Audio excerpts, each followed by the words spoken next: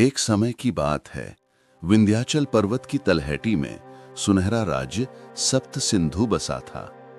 वहां के राजा वीरवर और रानी माधवी बहुत दयालु थे, परंतु उनके मन में एक ही कसक थी, उनकी कोई संतान नहीं थी। वर्षों तक यज्ञ और पूजा पाठ करवाए, पर कोई फल नहीं मिला। अंततः उन्होंने नियति को स्वीकार कर लिया और अपनी प्रजा को ही अपना परिवार मान लिया। एक बार राजा वनवासी ऋषि से मिलने जा रहे थे। रास्ते में एक तालाब के किनारे उनकी नजर पड़ी।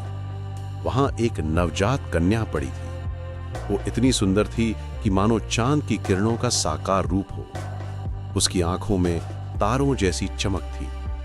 राजा उसे देखते ही मोहित हो गए। उन्होंने उसे अपने साथ महल में ले आए। उसका नाम रखा गया तारा और उसे राजकुमारी का दर्जा दे दिया गया।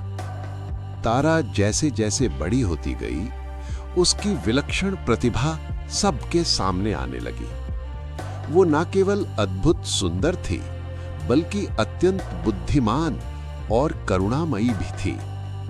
वो पशु पक्षियों की भाषा समझती थी और बीमार प्रजा की सेवा में दिन रात लगी रहती।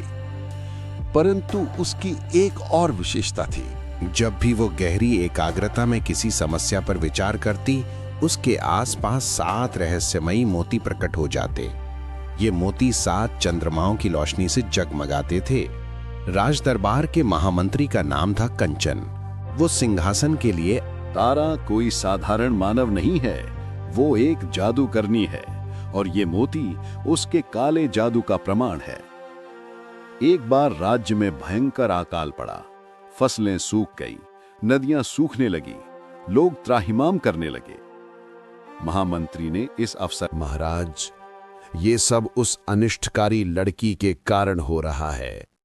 जब तक इसे राज्य से नहीं निकाला जाएगा, ये संकट नहीं टलेगा। भोले और संकट से घबराए राजा ने प्रजा के दबाव में आकर तारा को राज्य से निर्वासित करने का आदेश सुना दिया।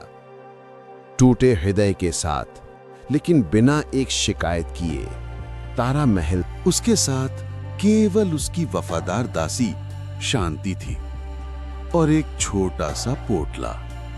तारा जंगल में भटकती रही। अंततः वो एक परित्यक्त आश्रम में जा पहुंची।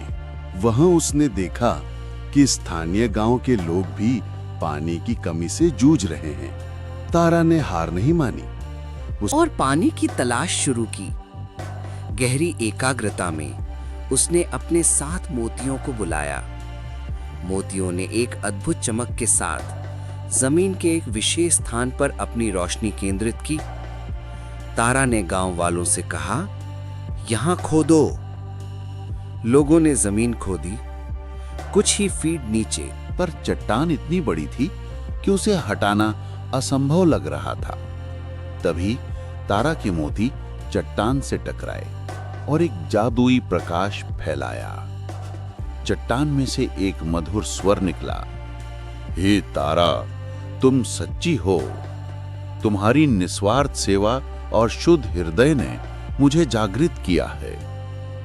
ये जल देवता वरुण का वरदान था, जो एक शाप के कारण नदी बहती हुई सप्त सिंधु राज्य तक जा पहुंची। ये चमत्कार देखकर महामंत्री का षड्यंत्र उजागर हो गया। राजा वीरवर को अपनी भूल का एहसास हुआ। वे तारा को खोजते हुए आश्रम पहुंचे।